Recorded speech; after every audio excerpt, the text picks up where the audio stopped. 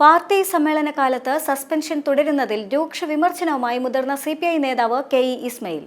3 മാസത്തോളമായി തുടരുന്ന തന്റെ സസ്പെൻഷൻ പാർട്ടി സമ്മേളനങ്ങൾ തീരുമ്പോൾ മാത്രമേ അവസാനിക്കൂവെന്ന് തനിക്ക് അറിയാമെന്നും അതാണ് പാർട്ടിയിലെ ഉപജാപക സംഘത്തിന് വേണ്ടതെന്നും അദ്ദേഹം വ്യക്തമാക്കിയിരിക്കുകയാണ്. സസ്പെൻഷൻ പുനഃപരിശോധിക്കാൻ താൻ മുൻകൈ എടുക്കില്ല.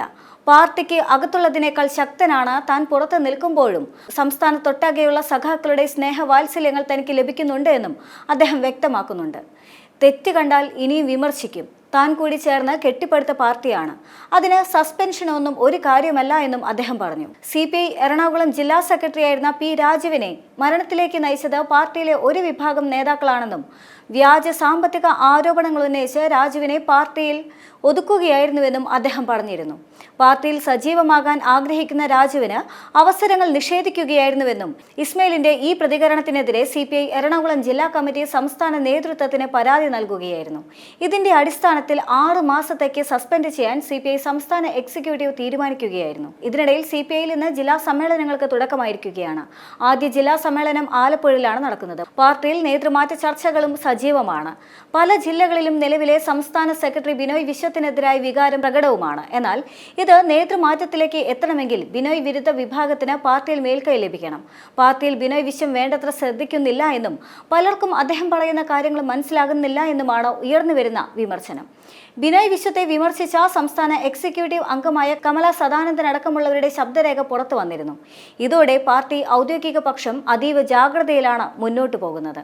മാത്രമല്ല, മണ്ഡലം സമ്മേളനങ്ങളിൽ വിഭാഗീയ പ്രശ്നങ്ങൾ രൂക്ഷമായതോടെ പ്രശ്ന പരിഹാരത്തിനായി സംസ്ഥാന നേതാക്കളെ ജില്ലയിലേക്ക് അയക്കാൻ CPI മുതിരുകയാണ്.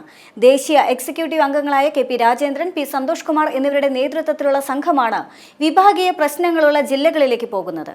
ചൊവ്വാഴ്ച ചേർന്ന CPI സംസ്ഥാന എക്സിക്യൂട്ടീവാണ് ജില്ലകളിലേക്ക് നേതൃസംഘത്തെ അയക്കാൻ തീരുമാനിച്ചിരിക്കുന്നതും. കൊല്ലം ജില്ലയിലെ കുണ്ടറ മണ്ഡലം സമ്മേളനത്തിലെ പ്രശ്നങ്ങളുടെ പേരിൽ സ്വീകരിച്ച അച്ചടക്ക നടപടി പിൻവലിക്കുന്നതിനായി കൊല്ലം ജില്ലാ എക്സിക്യൂട്ടീവ് വിളിക്കാനും സംസ്ഥാന എക്സിക്യൂട്ടീവ് നിർദ്ദേശിച്ചിരുന്നു.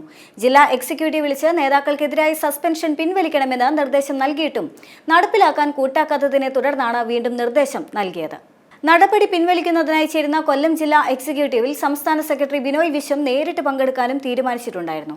നടപടി പിൻവലിക്കുന്നതിനോട് കൊല്ലം ജില്ലാ സെക്രട്ടറി PS സുപാൽ ശക്തമായ എതിർപ്പ് പ്രകടിപ്പിക്കുന്നത് കൊണ്ടാണ് സംസ്ഥാന സെക്രട്ടറി നേരിട്ട് പങ്കെടുക്കാൻ തീരുമാനിച്ചതും.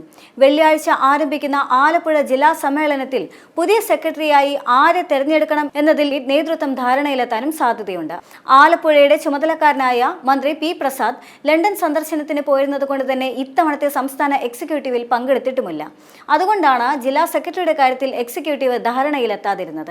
ജില്ലാ സെക്രട്ടറി പദത്തിൽ 3 ടേം പൂർത്തിയാക്കിയ TJ ആഞ്ചലോസ് സ്വാഭാവികമായും സ്ഥാനമൊഴിയേണ്ടി വരും. പകരം ആരെ ജില്ലാ സെക്രട്ടറി ആക്കുമെന്നതാണ് നേതൃത്വത്തിന് മുന്നിലുള്ള പ്രശ്നം. ജില്ലയിൽ സീനിയറായ G. കൃഷ്ണപ്രസാദ് അടക്കമുള്ള നേതാക്കളുണ്ട് എങ്കിലും മന്ത്രി P. പ്രസാദിന് വഴങ്ങുന്നവരെ മാത്രമേ ജില്ലാ സെക്രട്ടറിയായി പരിഗണിക്കാനിടയുള്ളൂ എന്നതും മറ്റൊരു യാഥാർത്ഥ്യമാണ്. പുതിയ ജില്ലാ സെക്രട്ടറി തെരഞ്ഞെടുപ്പ് തർക്ക വിഷയമാക്കാൻ ഇടയുള്ളത് കൊണ്ട് തന്നെ TJ ആഞ്ചലോസിനെ തന്നെ തുടരാൻ അനുവദിക്കാനാണ് നിലവിലെ സാധ്യത. സംസ്ഥാന സമ്മേളനം നടക്കുന്ന ജില്ലയായതുകൊണ്ട് തന്നെ ജില്ലാ സെക്രട്ടറിയെ തൽക്കാലം മാറ്റേണ്ടതില്ല എന്ന ന്യായവും പറയാനാകും. സംസ്ഥാന സമ്മേളനത്തിൽ വെച്ച് ആഞ്ചലോസിനെ സംസ്ഥാന എക്സിക്യൂട്ടീവ് അംഗമായി തെരഞ്ഞെടുത്താൽ പുതിയ ജില്ലാ സെക്രട്ടറിയെ കണ്ടെത്തേണ്ടിയും വരും. സമ്മേളനത്തിൽ പുതിയ സെക്രട്ടറിയെ തെരഞ്ഞെടുക്കുന്നത് പ്രശ്നമാകുമെങ്കിൽ സമ്മേളനം കഴിഞ്ഞുള്ള തെരഞ്ഞെടുപ്പ് താരതമ്യേന എളുപ്പവുമാകും. മേൽക്കമ്മിറ്റിയിൽ നിന്നുള്ള നേതൃത്വത്തിന് തീരുമാനം അടിച്ചേൽപ്പിക്കാനുമാകും. മണ്ഡലം സമ്മേളനങ്ങളിലെ വിഭാഗീയത വലിയ നാണക്കേടായ സാഹചര്യത്തിലാണ് നേതൃസംഘത്തെ അയച്ചുകൊണ്ട് പ്രശ്ന പരിഹാരത്തിന് ശ്രമിക്കുന്നത്. പാർട്ടിയുടെ അവശേഷിക്കുന്ന ശക്തി കേന്ദ്രങ്ങളായ കൊല്ലം, ആലപ്പുഴ, എറണാകുളം ജില്ലകളാണ് മണ്ഡലം സമ്മേളനങ്ങൾ ചേരിപ്പോരിന് വേദിയായത്. പത്തനംതിട്ടയിലെ റാന്നി മണ്ഡലം സമ്മേളനത്തിലും പ്രശ്നങ്ങൾ നടന്നു. മിക്ക സ്ഥലത്തും മണ്ഡലം സെക്രട്ടറിയെ തെരഞ്ഞെടുക്കാനായിട്ടുമില്ല. സംസ്ഥാന സമ്മേളനത്തിന് ആതിഥേയത്വം വഹിക്കുന്ന ആലപ്പുഴയിലെ മണ്ഡലം സമ്മേളനത്തിൽ പ്രതിനിധികൾ വർഗീയമായി ചേരിതിരിഞ്ഞുവെന്ന ആക്ഷേപവും ഉയർന്നു വരുന്നുണ്ട്.